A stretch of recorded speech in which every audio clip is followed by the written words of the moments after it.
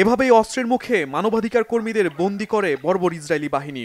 মৃত্যুপুরী গাজায় মানবিক ত্রাণ নিয়ে যাওয়ার সবচেয়ে বড় চেষ্টাটিও আটকে দিয়ে অভুক্ত ফিলিস্তিনিদের খাবার কেড়ে নিল তারা। বুধবার সমুদ্রে ফাঁদ পেতে থাকা ইসরায়েলি বাহিনী হামলা চালায় ফিলিস্তিনিদের জন্য নিয়ে যাওয়া খাবার, বস্ত্র, চিকিৎসা সরঞ্জাম সহ গ্লোবাল সুমুদ ফ্লোটিলা নৌবহরের ৪৪টি নৌযানের ওপর।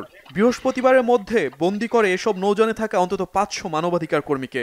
কিন্তু ভাগ্যক্রমে একটি নৌকা প্রথমবারের মতো ফিলিস্তিনের জলসীমায় ঢুকে পড়ে। সে সময় ধারণ করা এক ভিডিওতে নৌকাটিতে থাকা এক মানবাধিকার কর্মী জানান, গাজা উপকূল থেকে মাত্র ১০ কিলোমিটার দূরে আছে তারা। তবে সে সময় ইসরায়েলি বাহিনী জল কামান দিয়ে তাদের উপর হামলা চালায়।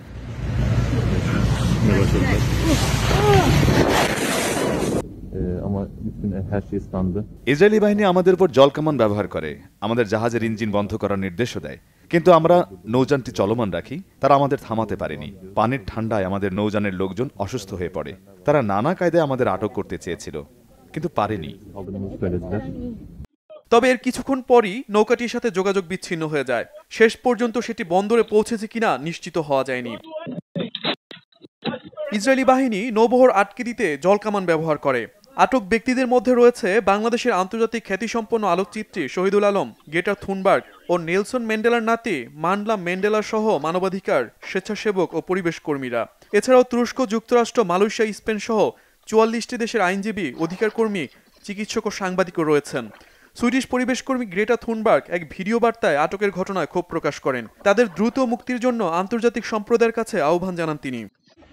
আমি সহ আরো কয়েকশো কর্মীকে আটক করে রেখেছে ইসরায়েলি বাহিনী। আমাদের মানবাধিকার অভিযান তারা পণ্ড করে দিয়েছে। আমরা কোনো আন্তর্জাতিক আইন ভঙ্গ করিনি। বিভিন্ন দেশের সরকার ও আন্তর্জাতিক সম্প্রদায়ের কাছে আমাদের আহ্বান, তারা আমাদের মুক্তির জন্য পদক্ষেপ নিক। গ্রেটা থুনবার্গ সহ মানবাধিকার কর্মীদের ইসরায়েলে নিয়ে যাওয়া হয়েছে। সেখান থেকে তাদের ইউরোপে ফেরত পাঠানোর তোড়জোড় চালাচ্ছে ইসরায়েল। ইসরায়েলি প্রশাসন বলছে, বন্দীরা সুস্থ আছে এবং গাজায় অবরোধ ভঙ্গ করায় তাদের বিরুদ্ধে অভিযান চালানো হয়েছে।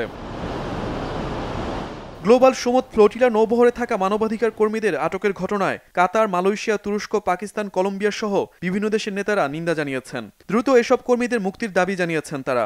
আন্তর্জাতিক আইন ভঙ্গের জন্য ইসরায়েলের শাস্তির দাবিও জানান নেতারা। Shahid Arafat, Bangla vision news desk.